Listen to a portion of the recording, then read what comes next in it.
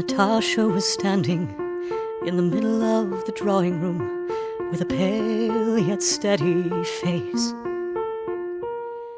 When I appeared in the doorway, she grew flustered and I hurried to her.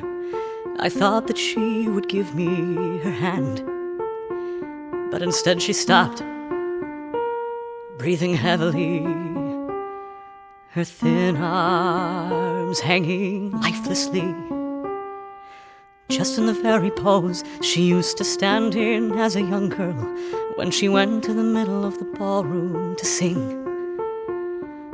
But the look on her face was quite different. Peter Kilovich. Pierre.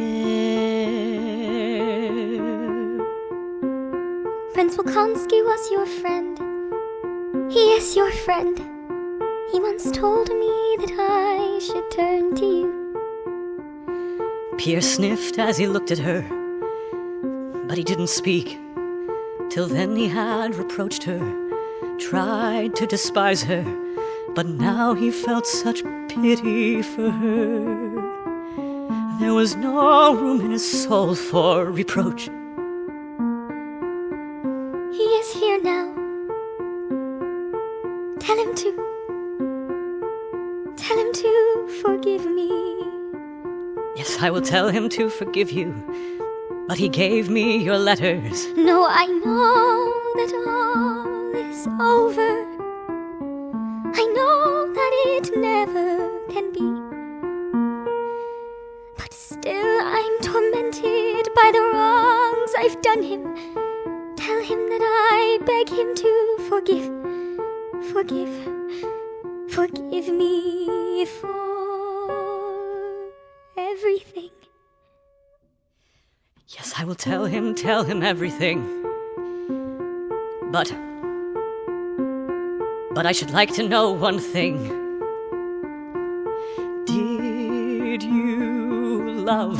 Did you love that bad man? Don't call him bad. But I don't know. I don't know it all. She began to cry, and a greater sense of pity, tenderness, and love overflowed Pierre's heart. He felt the tears begin to trickle underneath his spectacles, and he hoped that no one would see. We won't speak of it anymore. We won't speak of it, my dear. But one thing I beg of you, consider me your friend, and if you ever need help, or simply to open your heart to someone, not now, but when your mind is clear, think of me. Pierre grew confused.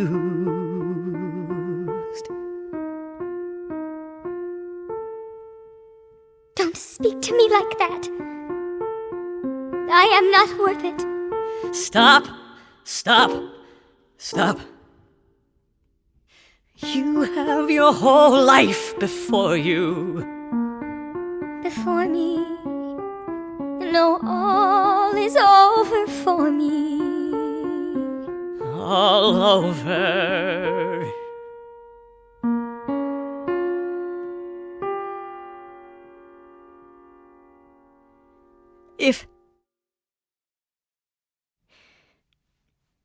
If I were not myself, but the brightest, handsomest, best man on earth, and if I were free, I would get down on my knees this minute and ask you for your hand. And for your love.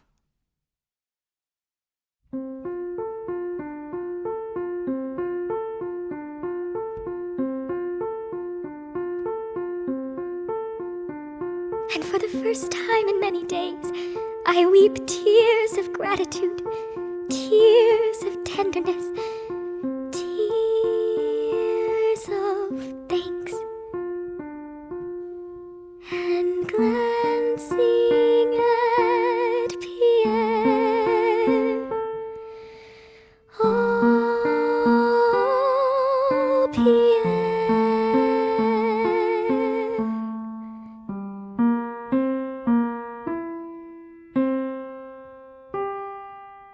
I leave the room smiling.